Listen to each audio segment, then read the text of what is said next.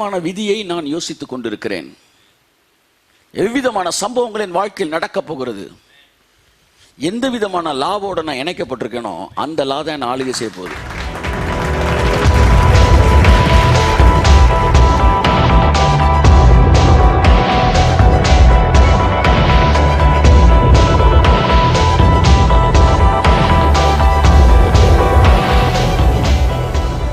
அப்ப நன்றாக ஒன்றை புரிந்து கொள்ளுங்கள், ஒரு மனுஷன் என்ன மாதிரி ஸ்டஃப்ல உள்ள இருக்கிறானோ அதுதான் உனக்குள்ள நடக்குது.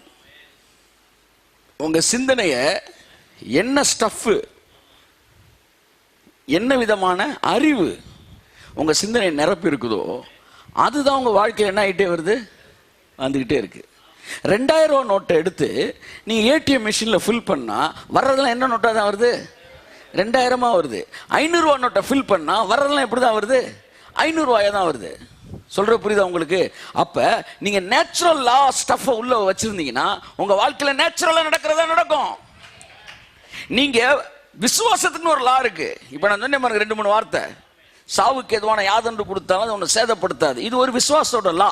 இந்த லா உங்க மைண்ட்ல இருந்துச்சுன்னா உங்க லைஃப்ல அந்த நோட்டு தான் வெளியே வந்துகிட்டே இருக்கும். அப்ப நீங்க என்ன செய்யணும், எந்த ஸ்டஃப் உள்ள ஏத்துறீங்கன்னு ரொம்ப முக்கியம்.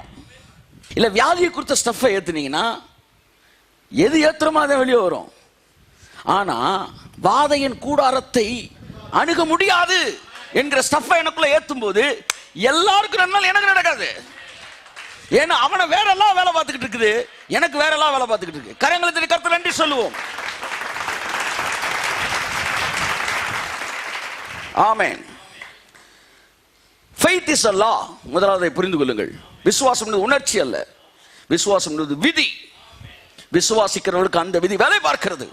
இன்று நீங்கள் இரவு நீங்கள் விசுவாசித்தால், நீங்கள் விசுவாசிக்கிறதை நாளை காலை உங்கள் வாழ்க்கையில் நீங்கள் ஆசீர்வாதங்களை பெற முடியும். Because it is a law. It is a law.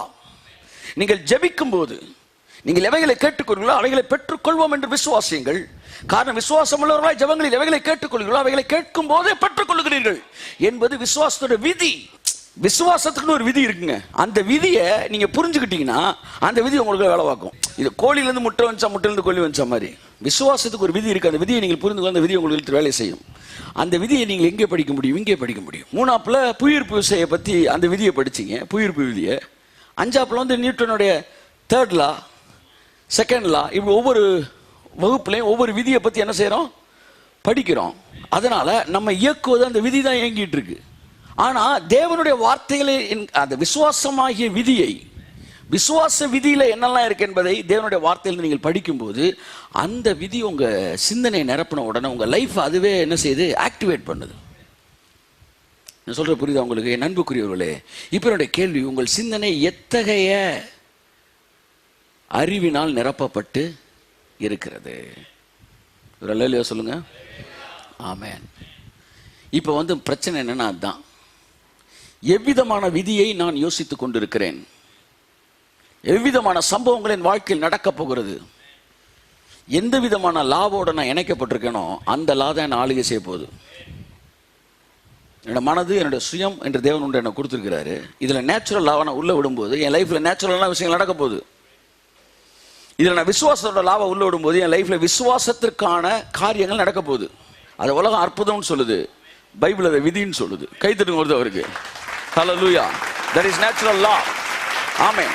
அப்ப ஒன்றை புரிந்து கொள்ளுங்கள், இந்த நேச்சுரல் லா இந்த உலகத்தை என்ன செய்யுது, ஆளுகை செய்யுது. நம்மையும் அது என்ன செய்யுது, ஆளுகை செய்கிறது. இப்ப நான் என்ன சொல்ல வரேன்னா, நீங்க நேச்சுரல் லாக்குள்ள இருக்கும்போது நேச்சுரல் லா உங்கள்கிட்ட வேலை பார்க்குது. இயற்கை விதிக்குள்ள நீங்க இருக்கும்போது, இயற்கையான மனுஷனா இருக்கிற வரைக்கும் இயற்கை விதி உங்கள்கிட்ட வேலை பார்க்கும். அப்ப அவன் இயற்கை விதி கீழே இருக்கிறான், இயற்கை விதி அவன்கிட்ட வேலை பார்க்கும். அதுக்கும் உங்களுக்கும் சம்பந்தமே, ஏன்னா நீங்க வேற விதி கீழே இருக்கிறீங்க. கை தட்டுங்க அவருக்கு, கையை தட்டுங்க அவருக்கு. ஆமென். அப்ப எந்தவித இயற்கையான காரியங்களை பார்க்கும்போது ஒன்றை நீங்கள் புரிந்து கொள்ள வேண்டும், அவர்கள் வேறொரு விதியின் கீழ் இருக்கிறார்கள், நாங்கள் வேறொரு விதியின் கீழ் இருக்கிறோம். ஏனோக்கு மரணத்தை காணாதபடி எடுத்துக் கொள்ளப்பட்டான்.